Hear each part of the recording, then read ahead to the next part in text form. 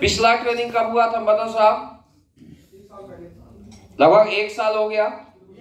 और मुझे ऐसा लगता है कि 1 साल में ऐसे बहुत सारे लीडर होंगे। बढ़ा दो थोड़ा साउंड यार, वो हमें बात करना है ना, जितना साउंड ज्यादा होता है जोड़ कम लगती है। हेलो, सही है अभी?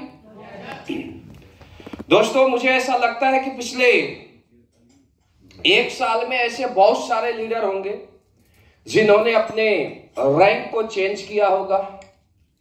पहले वो टोपाज होंगे, आज सफायर और स्टार सफायर होंगे, कोई रूबी स्टार होंगे, सफायर और डायमंड होंगे, राइट? और मुझे ऐसा लगता है कि मैं अगर पूरे नेटवर्क की बात करूं और जम्मू फाइटर्स की बात करूं तो ये बहुत एनर्जेटिक टीम है, बहुत जोशीली टीम है, इसमें कोई डाउट नहीं है।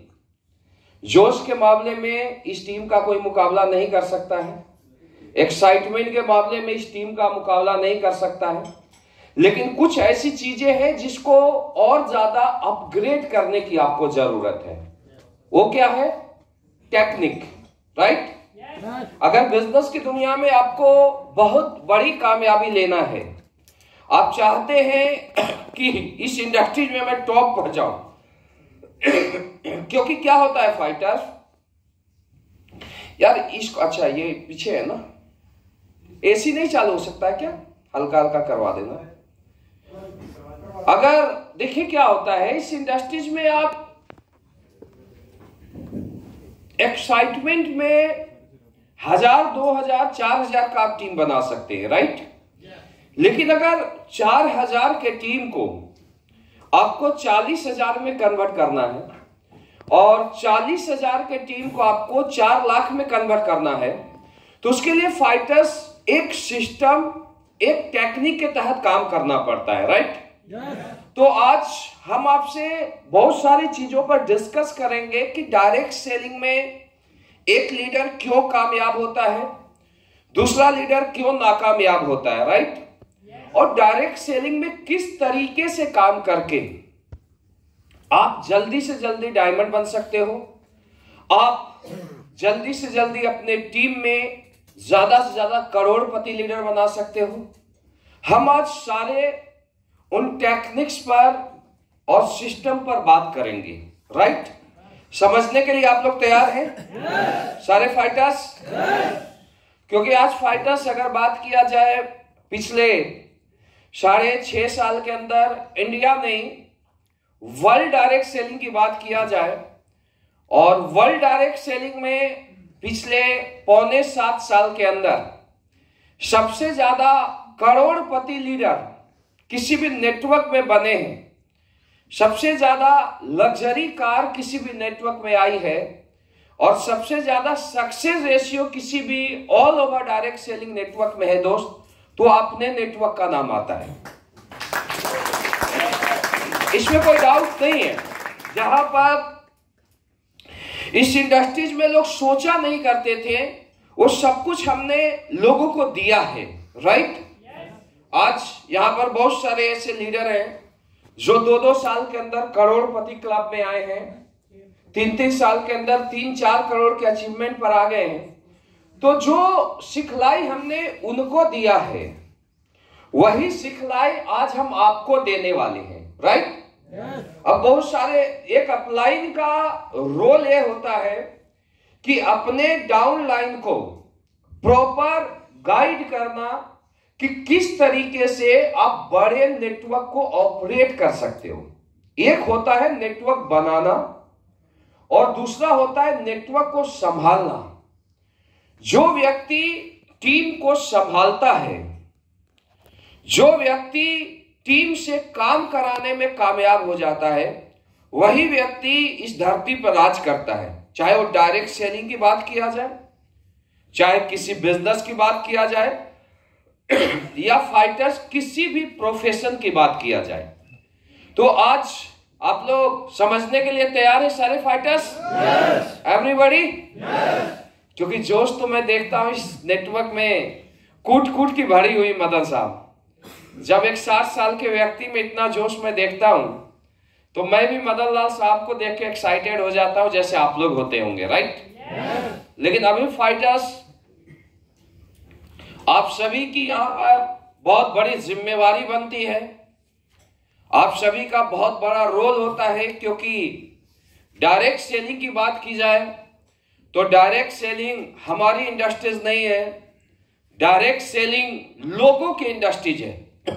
यहां पर सिर्फ आपका कैरियर नहीं लगता है, यहां पर आपके साथ लोगों का भविष्य लगता है, राइट। एक टोपाज की बात की जाए, यहां पर टोपाज एंड एवॉब लीडर को बुलाया गया है, एमराल्ड एंड एवॉब, राइट। आज एमराल्ड की बात किया जाए तो मुझे ऐसा लगता है तो कि 200 से 250 लोग एमराल्ड के डाउन में काम करते हैं। टोपाज की बात की जाए तो 500 प्लस लोग टोपाज के डाउन में काम करते हैं, राइट और रॉन्ग? क्योंकि 27 और 52 ईस्वी से भी आईडी लगता है। यानी एक लीडर टोपाज बन गया तो आपको यह समझना जरूरी है कि 500 लोगों का दायित्व आपके कंधे पर है, 500 लीडर का कैरियर आपके कंधों पर है। यह बात को आपको समझना बहुत ज्यादा जरूरी है। लेकिन बहुत सारे लोग डायरेक्ट सेलिंग जैसे कॉन्सेप्ट में आने के बाद भी इस बिजनेस को इंडिविजुअल समझते हैं। यह बिजनेस आपका नहीं है, यह बिजनेस किसका है? लोगों का है। आप हम लोगों से आप पूछिए, आज भी मदन साहब जानते हैं मुझे थोड़ा सा खांसी हो गया है, लेकिन मैं एक्सक्यूज नहीं ले सकता हूं, और ये आज की बात नहीं है। मुझे ऐसा लगता है कि हमारा आगे 2-2 महीना तक जो शेड्यूल होता है वो क्या होता है? फुल होता है। लेकिन आज तक कोई ऐसा ट्रेनिंग हुआ जो कि कैंसिल हुआ? नहीं हुआ ना। आप ये समझिए कि अगर अगले 2 महीना तक डे बाय डे किसी को टाइम दिया हुआ है कि आज जम्मू में ट्रेनिंग है, कल आगरा में है, परसों मेरठ में है, तो क्या हम उसे कैंसिल कर सकते हैं? और अगर कैंसिल होगा तो बताइए कितनी बड़ी नेगेटिविटी आएगी। आप मुझे बताइए कि आज मुझे ऐसा लगता है कि अपना महीने का 60 लाख के ऊपर महीना आता है, राइट। इसमें कोई किसी को डाउट नहीं होना चाहिए। दूसरी बात, किसी को 300 सेल की जरूरत पड़ती है, हमारे यहां से 10,000 प्लस सेल जाते हैं वीकली, समझिए बात को। लेकिन आज 10,000 प्लस सेल जाने के बाद भी हम लोगों का आगे आने वाला 2 महीना day by day schedule pack होता है। क्या पैसे के लिए? नहीं दोस्त, क्योंकि जब लोगों का भविष्य लगा हुआ है, लोगों का कैरियर लगा हुआ है, तो हमारा हक नहीं बनता है चारपाई पर सोने का। यह बात को आपको समझना बहुत ज्यादा जरूरी है। इंडिया की टॉप 4 कंपनी में अपना नाम शामिल किया है। कितना? टॉप 4थे नंबर की कंपनी। पता है आपको कितने लोग हैं? बात पता है? अच्छा, पता है, बहुत अच्छी बात है। आज तक इंडियन डायरेक्ट सेलिंग में ऐसी कोई भी कंपनी नहीं थी जो कि शुरू के 4 साल के अंदर टॉप 4 में अपना जगह बनाया। तो आपको यह समझने की जरूरत है कि इंडियन डायरेक्ट सेलिंग की सबसे फास्टेस्ट ग्रोइंग कंपनी अगर स्टार्टअप में कोई रहा है तो उसका नाम रहा है AWPL, राइट। अगर AWPL की बात की जाए तो AWPL में भी आपको यह पता होना चाहिए कि सबसे कम दिनों में सबसे ज्यादा करोड़पति, लग्जरी कार अचीवर, चाहे 1 लाख रुपया महीने की बात किया जाए, चाहे 10,000 रुपया महीने कमाने की बात किया जाए, या 10 लाख या 50 लाख महीने कमाने की बात किया जाए, सबसे ज्यादा सक्सेस रेशियो अगर किसी भी कंपनी ने दिया है तो उसका नाम है AWPL, राइट। और फाइटर्स पिछले 6.5 साल के अंदर आज हमारे साथ 22 लाख से ज्यादा परिवार काम करते हैं मेरे नेटवर्क में। मैं पूरे AWPL की बात नहीं कर रहा हूं। कितना? 22 लाख पर्सन, यानी 22 लाख पीपल्स को वो अपॉर्चुनिटी मिला जो मदन लाल साहब को मिला। मेरी बात समझ आ रही है? जो नसीब खान जी को मिला, जो अमित दुबे जी को मिला। मेरी बात समझ आ रही है? जो यहां पर आपके केवल जी नाजिर जी को मिला, कालिदास जी को मिला, समझना मेरी बात, डायमंडो को आपको मिला। लेकिन 22 लाख पीपल्स क्यों नहीं 3 साल में करोड़पति बन पाए? क्यों नहीं वो डायमंड बन पाए? क्यों नहीं अपने, मैं 10 करोड़ की बात नहीं करता हूं, मैं 50 करोड़ की बात नहीं करता हूं, मैं सिर्फ बात करता हूं कि आज एक लीडर जब इस बिजनेस को ज्वाइन करता है तो अगले 3 साल में वो डायमंड बन जाता है, 50 लाख का अचीवर होता है, राइट। 4 साल में वो करोड़पति बन जाता है, 1 करोड़ का अचीवमेंट उसके पास होती है। लेकिन सेम अपॉर्चुनिटी मिलने के बाद दूसरा लीडर अगले 3 साल, अगले 4 साल में 2 लाख पर क्यों होता है? 3 लाख का अचीवमेंट क्यों लेता है? दोनों में क्वेश्चन मार्क्स है या नहीं? किसी भी व्यक्ति को कामयाब होने के लिए एक मेरा यह मानना है कि राइट प्लेटफॉर्म और राइट डायरेक्शन की जरूरत होती है। कामयाबी और नाकामयाबी के बीच जो सबसे बड़ा गैप होता है वो होता है प्लेटफॉर्म का। क्या होता है? प्लेटफॉर्म का। और दूसरा डायरेक्शन, यानी एक राइट मेंटर का होना जरूरी है। अगर टैलेंटेड व्यक्ति भी है, इंटेलिजेंट व्यक्ति भी है और उसको प्लेटफॉर्म नहीं मिला तो उसकी टैलेंट जीरो है सर। अगर राइट मेंटर नहीं मिला, डायरेक्शन नहीं मिला, गलत डायरेक्टर के चक्कर में पड़ गया तो भी वो जीरो हो जाएगा टैलेंट।